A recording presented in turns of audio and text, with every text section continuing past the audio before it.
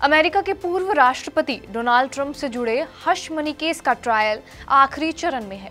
Donald Trump के आपराधिक मुकदमे में बचाव पक्ष और प्रोसिक्यूटर्स ने 28 मई को आखिरी दलीलें पेश की। दलीलों को जूरी के सदस्यों के सामने रखा गया था।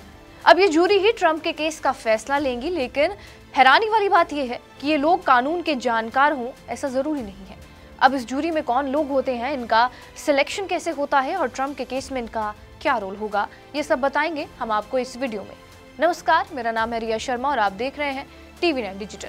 सबसे पहले आपको डोनाल्ड ट्रंप का हश मनी केस क्या है वो भी बता देते हैं।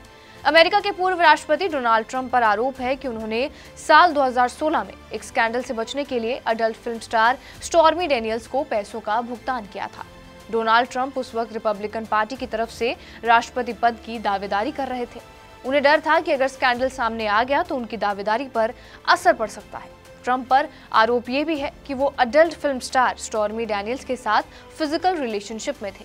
2016 में राष्ट्रपति चुनाव से पहले उन्होंने डेनियल्स को चुप रहने के बदले अपने वकील के जरिए $1,30,000 यानी कि तकरीबन 1 करोड़ का भुगतान कराया था।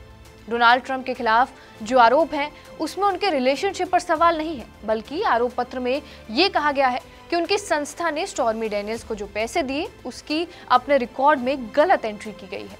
अब इस केस में जूरी क्या है, उसका क्या रोल है वो भी बता देते हैं। दरअसल अमेरिका और कई देशों में मुकदमे का फैसला जज की अदालत में अंतिम सुनवाई के बाद जूरी पर छोड़ दिया जाता है। जज इस जूरी के साथ इस फैसले की पूरी प्रक्रिया को देखते हैं, लेकिन ये कितने जूरी मेंबर्स होते हैं और इनका सिलेक्शन कैसे होता है। अमेरिका के अलग अलग राज्यों में जूरी के मेंबर्स की संख्या भी अलग अलग होती है। इस केस में जूरी के 12 मेंबर्स होंगे। जो भी प्रक्रिया चल रही होती है जूरी को उसे गुप्त रखना होगा और इसके बारे में किसी से भी पब्लिक में बात नहीं करनी होती है। ये सारा प्रोसेस कॉन्फिडेंशियल रहता है और मेंबर्स को शपथ दिलवाने के बाद ये माना जाता है कि वो सर्वसम्मति के साथ निष्पक्ष फैसला लेंगे। यहाँ तक कि मीडिया को भी इस बात की जानकारी नहीं होती है कि जूरी के मेंबर्स कौन हैं। अमेरिका की अदालत के कुछ मापदंड होते हैं जिसके आधार पर इन जूरी सदस्यों की तलाश की जाती है, इनका सिलेक्शन होता है। जैसे ट्रंप के केस में न्यूयॉर्क शहर के 500 जूरी सदस्यों की लिस्ट बनाई गई थी, जिसके बाद जांच पड़ताल के बाद 96 लोगों को शॉर्टलिस्ट किया गया था।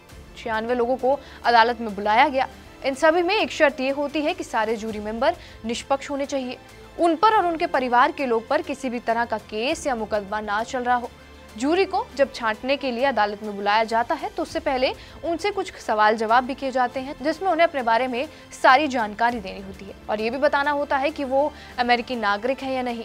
शॉर्टलिस्ट करने के बाद उन्हें अदालत बुलाया जाता है तो वही उनके साथ सवाल जवाब किए जाते हैं, जिससे उनके विचार रुख बारे में पता लग जाता है।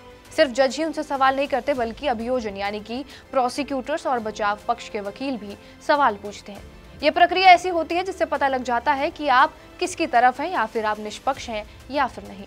इन सभी को किसी भी बड़े फैसले पर एक मत होकर फैसला लेना पड़ता है और ये लोग दरवाजे के पीछे रहकर फैसला करते हैं। अगर ऐसा नहीं होता कि ये लोग एक मत पर आ पाए तो आरोपी को इसका फायदा मिल जाता है। बहरहाल आपका इस वीडियो पर क्या कुछ कहना है हमें कमेंट बॉक्स में जरूर बताएं। बाकी देश और विदेश की तमाम बड़ी खबरों के लिए बने रहिए हमारे साथ TV9 डिजिटल पर।